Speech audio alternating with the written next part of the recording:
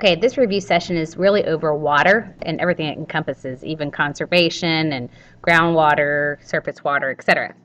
So, will we have enough usable water? And another good way to say this is to be used, but just out of curiosity, do you remember what it means to be drinkable water? Potable. Good job. But anyway, how much of the Earth's surface is covered with water? About 70%. But of that water, how much is fresh water? Only 2.5%. So of the fresh water, how much is in ice and glaciers? 77.28%. And remember, 10% of the fresh water is on Greenland alone. And out of the Earth's water, less than 1% is accessible for human use. That's not a lot. So 0.55 is groundwater, 0.01 is surface water, and 0.001 is water vapor in the atmosphere. So that being said, it is very difficult. People have conflict over water. It's a global health issue. Remember, 1.6 billion people don't have access to clean drinking water and therefore suffer from diarrheal diseases. And usually these people are under the age of 5 and they can die from diarrheal diseases. It's an economic issue, and it's a women and children's issue simply because they're the ones usually in charge in these developing countries of accessing and carrying the water back to the village. It's a national and global security issue, especially as tensions rise, as water declines and severe droughts are in many areas. It's already been a global security issue over in the Middle East for a while. We get fresh water from groundwater. Groundwater is water that sinks into the soil and is stored in slowly flowing and slowly renewed underground reservoirs. Those underground reservoirs are called aquifers, which you'll see here down there on the bottom. Aquifers are porous, water-saturated layers of sand, gravel, or bedrock that can yield an economically significant amount of water. If it is actually completely filled, the pores are completely filled, then you're probably in the zone of saturation, the zone where all available pores in soil are filled. And then the very tippy top of that, the water table is the upper surface of the zone of saturation. Here's a picture of it. The confusing part when you see this water right here is that this is not actually just a pool of empty water. It's actually rock. It's more of the spongy type of rock, though. You have a confined aquifer versus unconfined aquifer. If you drill a pipe down or well down into a confined aquifer, the pressure alone will allow that water to come up freely. If you drill your well on an unconfined aquifer, you will need a pump to help pump that up. But notice here, this is also plays a part of the water cycle because you have infiltration and percolation of the surface water and rainwater down into these aquifers, and that's how they recharge. They either recharge from the top, which is normal, or they recharge from the side, which is called a lateral recharge. And your surface water is usually, your natural lakes is where your surface water meets the groundwater. And the aquifers actually are flowing, and they go with gravity. Usually they're moving toward sea level, but they flow at a very, very slow rate, like 1 meter per year or something like that. So they are moving, they are in motion with gravity, moving toward the oceans, and they also move toward bodies of water like lakes. Trade-offs with drawing groundwater. Well, it's great because when you use groundwater, you're not going to lose it to evaporation. It's there year-round. You can drink it immediately because there is very low DO and very low bacteria use. The disadvantages, though, is that you have aquifer depletion from overpumping. If you overpump too much, you could lose the pressure that the water provides, and so the land can sink. Aquifers become polluted because, like I said, they're so slow that it's very difficult to clean them. They don't have bacteria there to break them down. And then saltwater intrusion. If you're close to the coastline, you can have a problem. You'll lose the pressure that the fresh water provides, and you can have saltwater intrusion. So one of the problems here is the cone of depression. And right here you can see it's like drinking from a McDonald's straw milkshake. When you suck really fast, you have a cone of depression. So it can leave other wells nearby dry because it lowers the water table. So here's a good way to picture the water table. The very, very top right here is your water table. All of this is your zone of saturation, and it's also called your aquifer. Land subsidence happens because of mining and groundwater depletion. You've probably seen in some areas, like in Kentucky, it can happen when you have too much acid rain, because the rain gets down into the ground and it basically has a chemical reaction and disintegrates the calcium carbonate. But nonetheless, land subsidence is gradual settling or sudden sinking of the Earth's surface. Here's some examples of some sinkholes. Saltwater intrusion, you see here you have the water tables right there, by the way, and the pressure that the flowing aquifer has, because remember, like I said, it's moving toward an open body of water like a lake, or it's always moving toward the sea, creates the zone of diffusion. Well, the zone of diffusion, if you over pump, you're going to lose that pressure, and so now you're going to have the salt water that's going to come up, and it's going to contaminate your fresh water. Solutions, basically use less water. That's always the best. Prevention is key. Subsidize water conservation, limit number of wells, don't grow water-intensive crops in dry areas. There's no need to grow cotton, rice, and alfalfa in Arizona and Texas and areas like that. To control and raise price of water will actually discourage waste, and it might actually encourage farmers to use different irrigation mechanisms, such as the drip and trickle you see right there with the oranges. Tax water pump from wells near surface water, set and enforce minimum stream flow levels, and divert surface water in wet years to recharge aquifers. Natural capital degradation. The Ogallala is the world's largest known aquifer. It's been problematic because you see it's what's been supplying majority of our farmland, our Great Plains, with water. There's plenty in the northern states, but the problem lies in Oklahoma and northern Texas. Many farmers have been displaced from farming in those areas because they've had at least almost a 30-meter drop in the water table because of over irrigation in those areas. Okay, it's the largest known aquifer, irrigates the Great Plains, water table lowered more than 30 meters, cost of high pumping has eliminated some farmers, government subsidies to continue farming deplete the aquifer further, so especially what are we subsidizing? Yep, you just said it, corn. Biodiversity threatened in some areas. So these water tables in some areas, the water table is high enough to where the topography of the land dips low enough and you have your own natural lakes, etc., in some wetlands, and those become dry, and so therefore you lose species. You can see here the areas in red have the highest groundwater overdrafts, and it's moderate in Georgia and minor or none in the areas that are white. Surface water, precipitation. So we can get fresh water from surface water as well as groundwater.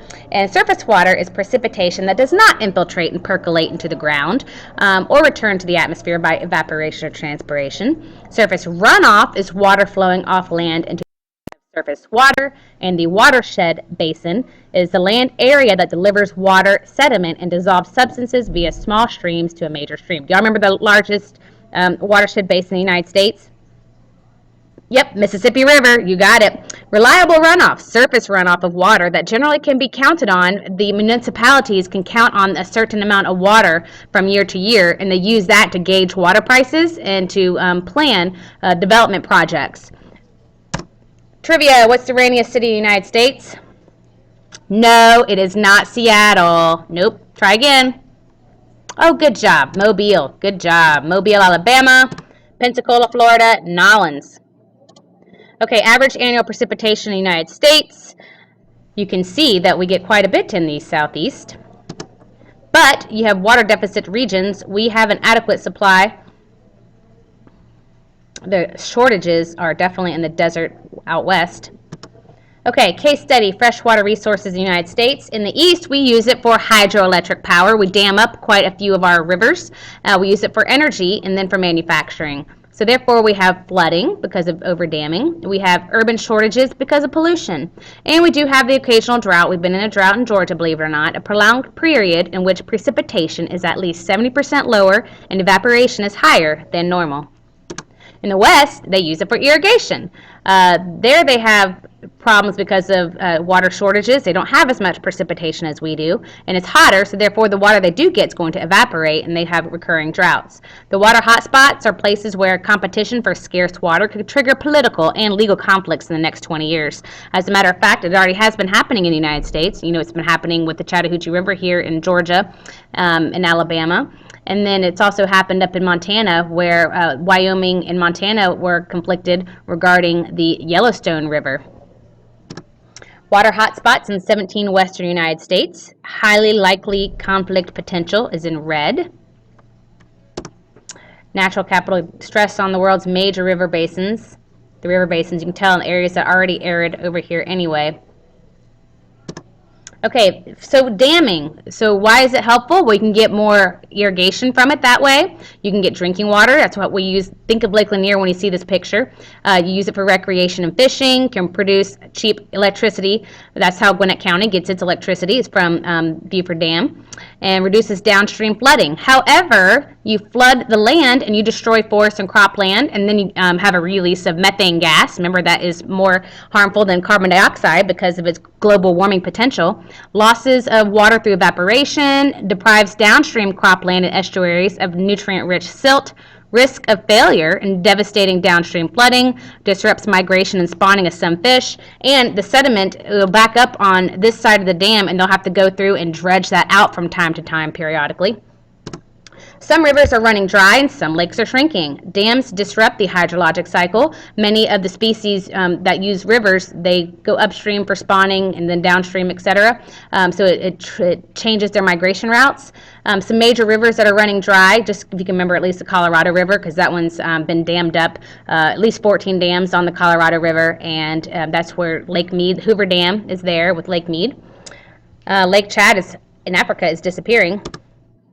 In California, water transfers from water-rich areas to water-poor areas. So NorCal and SoCal have been fighting over water for decades. And basically, water-rich is in Northern California. The argument is that that the Sacramento River is no longer going to be able to flush out the San Francisco Bay of some of the pollutants that it has, and that Southern California is actually wasting so much water. If they change some of their farming mechanisms and our irrigation mechanisms, then perhaps they wouldn't even need to transfer the water through tunnels, aqueducts, and underground pipes.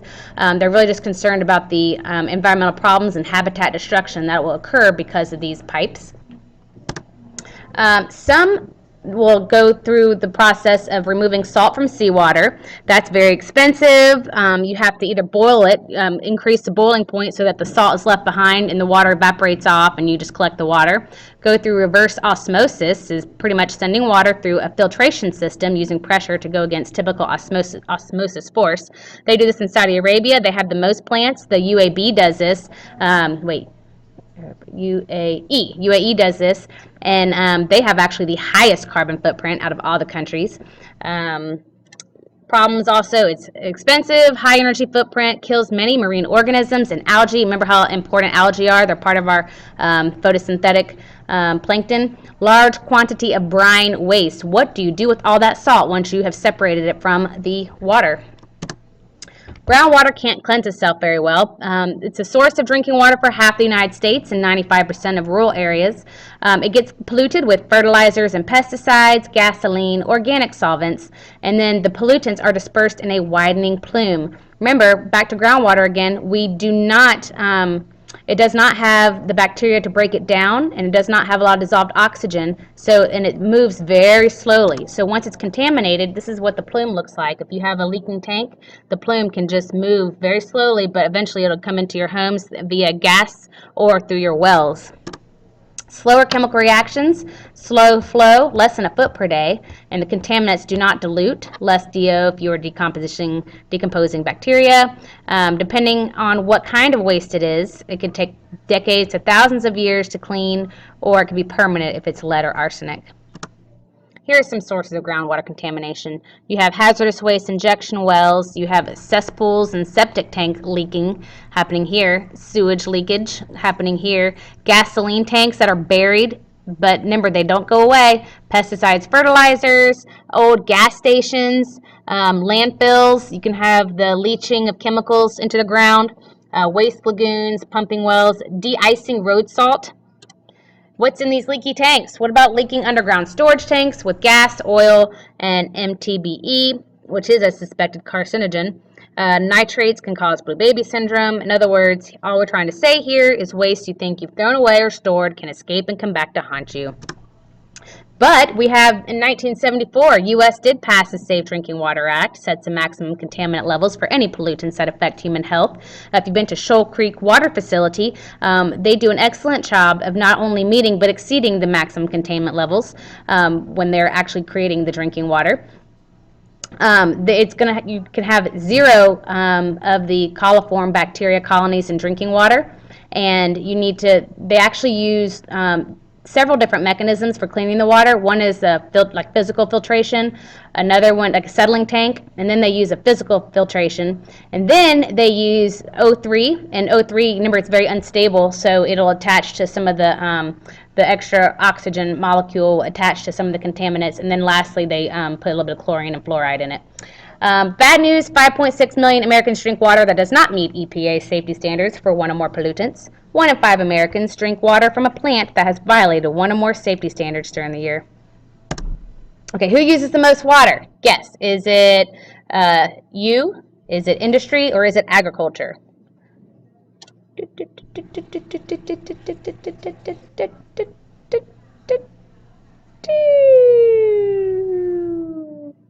Okay, yes, good job. Agriculture 70%, industry 20%, and you only use 10%. You should feel good about that.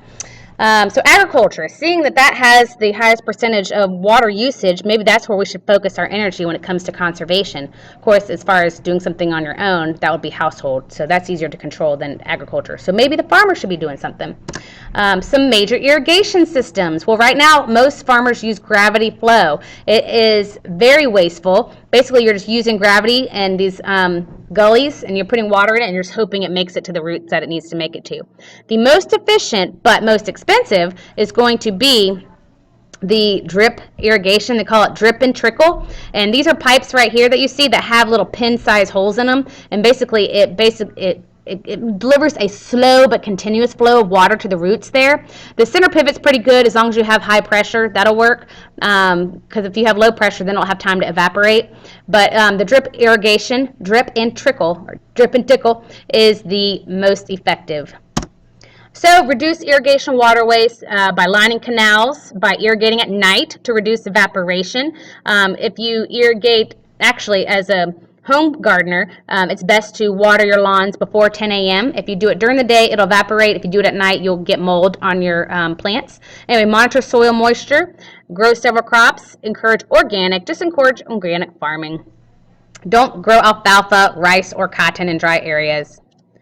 Hydroponic, this is another solution. You can actually put your plant in a solution, a nutrient-rich solution, so that you have 95% less water waste or usage, and you actually end up getting higher yields. And you can grow up. A lot of greenhouses in Spain have been doing the hydroponic. We can cut water waste in industry and home, so you can still play your by recycling water, especially in energy generation. Well, that's more industry. Fix leaks and plumbing system, that you can do. Use water thrifty landscaping, xeriscaping. That basically just means that you are using the native plants that grow in your area, because those perennials need less water. And then use gray water. This is not reusing toilet water, but if you have water from bath, showers, bathroom sinks, and washing machines, you can divert those pipes, and you can save that water for irrigating your land, and then put in water-saving fixtures. There's shower heads that reduce the water flow. There are things you can put in your toilet tank to make your your toilet use less when it flushes. Here's an example of xeriscaping. So in New Mexico, instead of having a lawn, you would use the sand and grow cacti. And this looks like a typical beautiful perennial garden. Hopefully our garden will look like this after we're done with it. What can you do? Use water-saving toilets, use gray water. Ooh, this is a good one. When you wash your car, use a bucket of soapy water and only use the hose to rinse. Find commercial car washes that recycles its water. I like that one. Okay, water. So let's talk now about where we get our water from. So we're going to talk about lakes and then rivers. Okay, standing is a lentic body of water. Remember, flow, lotic. That is a flowing lotic, so your streams and rivers. So we'll start out by how they are beneficial to us. They help moderate climate. All water does, because it's high specific heat. Nutrient cycling, remember with the water cycle and carbon cycle especially. They help with waste treatment, flood control, groundwater recharge. There are many habitats. They help with food, drinking water, irrigation water, hydroelectricity, transportation, recreation, employment. How do we get lakes? Well, when you have glaciers recede, that friction creates like holes in the land, or like scratches in the land, if you will. They're called striations, and those can fill up with water. Crustal displacement, in other words, tectonic activity, and then volcanic activity. That's how you get Crater Lake, which is gorgeous. There are 4 zones of the lake based on depth and distance from the shore. If you want to think lateral first, and then we'll go vertical. Lateral, the closest to the shore, is where the leaf litter falls, and you have your littoral zone. And then if you want to, now we're going to go vertical. You have your limnitic zone where you get the sunlight, your profundal zone, and then the cold bottom is the benthic zone. So that's where you're going to have less DO. You're going to have your bloodworms living there. You're going to have your more of your nectonic swimmers, your perch and pikes here, and your plankton. The lake has plankton as well. The different types of lake, these 3 are based on the amount of nutrients and NPP. If I say NPP, you say photosynthesis. Good job. Oligotrophic, so therefore they're going to be very clear and cold. Low levels of nutrients, low productivity. Eutrophic, high levels of nutrients and high productivity. Mesotrophic, just think those are somewhere in the middle. Meso, middle. Cultural eutrophication leads to hyper-eutrophic lakes when we have pretty much too much dumping of nitrates and phosphates into our water. Okay, so you can tell on the left, that one's oligotrophic, and over here you can see our eutrophic. Freshwater and streams carry water from mountains to oceans. Watershed is where we talk about this, the drainage basin, and this is where you have your surface water and runoff into the major rivers. 3 aquatic life zones are source zone, transition zone, and floodplain zone. When you see transition, again, that's in the middle. It's the change from source to floodplain. That one's just going to be kind of in the middle zone. But when you see source zone, think up here. This is your source, so it's going to be, you're going to have your melt, your snow melt. So it's going to be cold. It's going to be really shallow. It's going to be kind of bumpy, so you're going to have a lot of dissolved oxygen. It's going to be fast flowing, and this is going to be kind of like where your trout like to live. Down in the floodplain, you see it's going to be a lot slower. Therefore, it's going to be a lot deeper. You're going to have a lot more sediment. You're going to have a lot more productivity, NPP, going on here, and it's going to be warmer. So, and remember, the transition is simply in the middle. So, source zone, shallow, cold, clear, swift, high dissolved oxygen, low nutrients and producers. Transition, it's in between, okay? I'm not even going to go through that one, just know it's in between. Floodplain, wide, deep, warm, very slow, low dissolved oxygen, silt and sediment deposited there. Okay, case study, dams, deltas, wetlands, hurricanes, and nolens. Coastal deltas, mangrove forests, and coastal wetlands are natural protection against the storms. Well, if you have dams and levees, you no longer have the sediment tumbling down the Mississippi River and landing in the delta at the mouth of the river, Therefore, you're losing one aspect right there of the protection that delta would provide. I think that was an important factor in the Hurricane Katrina having such an impact on New Orleans.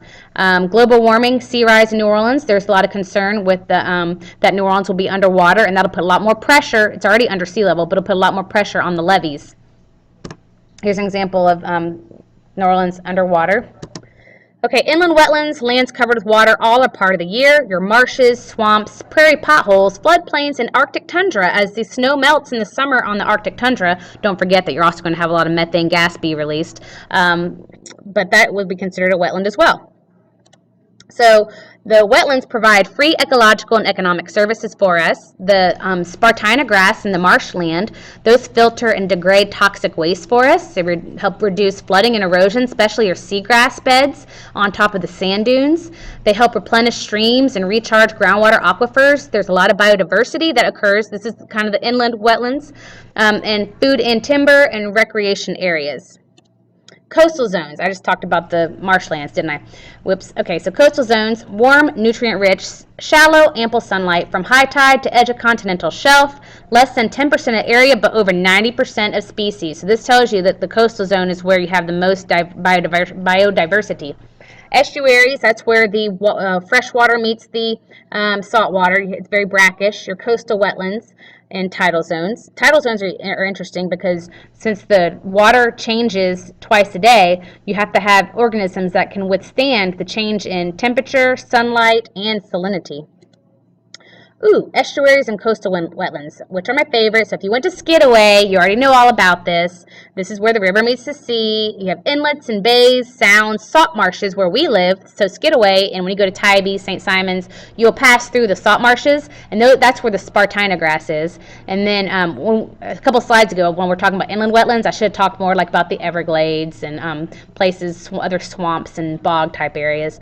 But anyway, so the salt marshes, that's the Spartina grass, and those are the ones that also do a lot of filtration for us of toxins. And the seagrass beds, those are the ones on the dunes that help with wave impact, stabilize shoreline. So if you go walk on the dunes where it says, there'll be a massive fine, they mean that. They take it seriously. That sand is very fragile, and so the root system of those grasses, it takes them a while to come back. So it's very important that you actually stay off those dunes.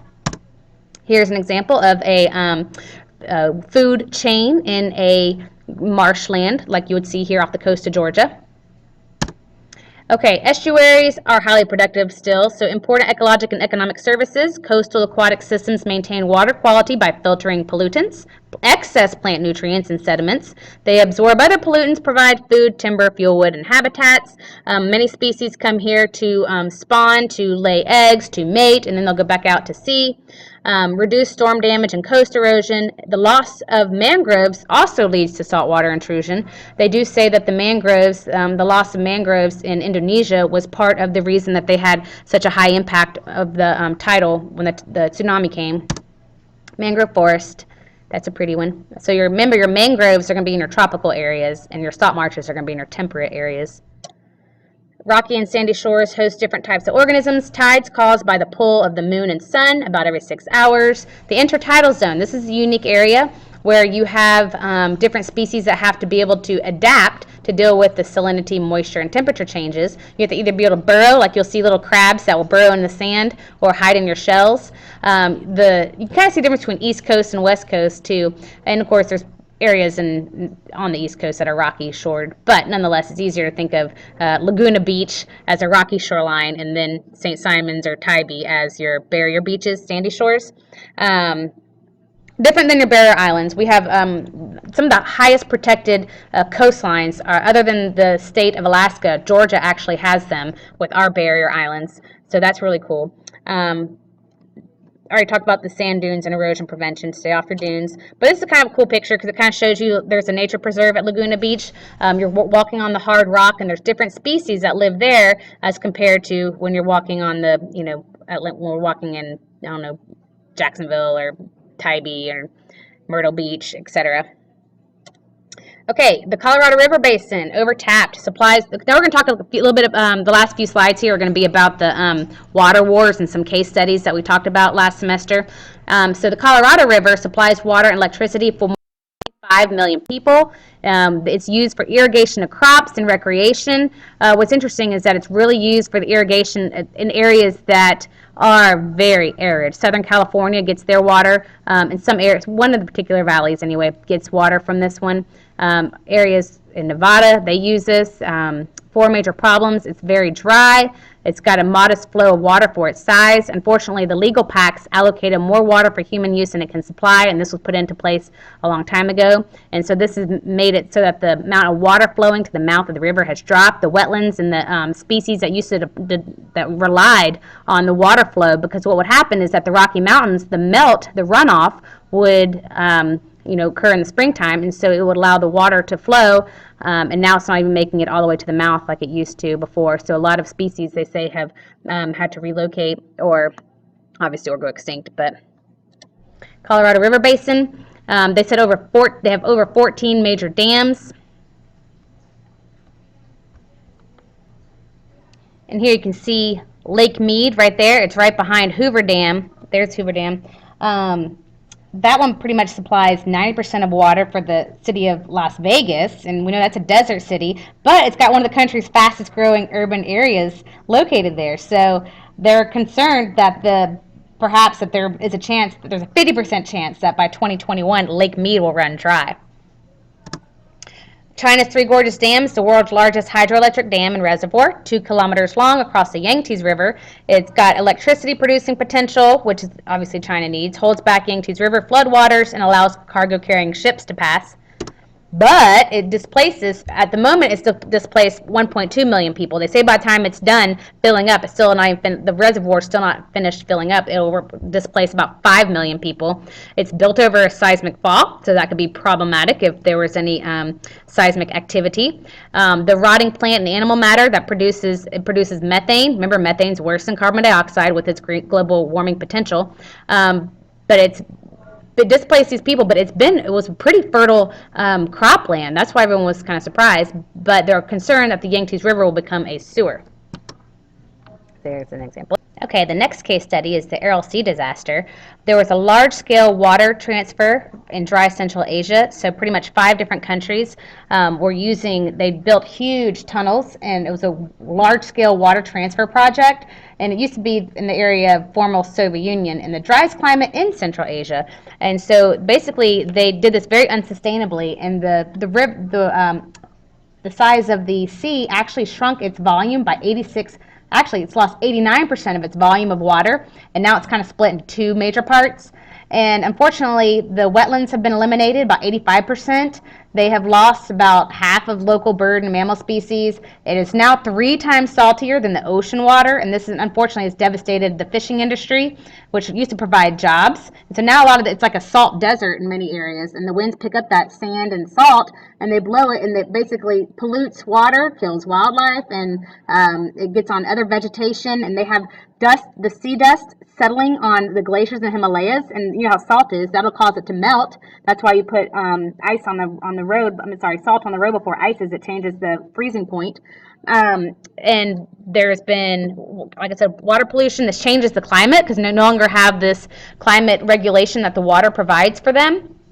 And yet there has been restoration efforts. The UN actually put a lot of money into it. They're trying to help with irrigation and restoring irrigation and trying to purify the drinking water, upgrade irrigation systems, etc. And the 5 countries surrounding the lake, they're also trying to improve irrigation efficiency and replace, instead of growing the water-thirsty crops, they need to probably grow crops that need less water. So the volume now is actually stabilized, but they're concerned about the largest portion of Aral Sea will continue to shrink. And what's interesting here too is that there used to be an island in the center of the lake where the Soviet Union was practicing for its biological warfare. They had hidden anthrax spores. So now that the mainland is connected to the island, they're concerned with the rats possibly contaminating the mainland with those spores. Here's a ship stranded in desert formed by shrinkage of the Aral Sea. The end.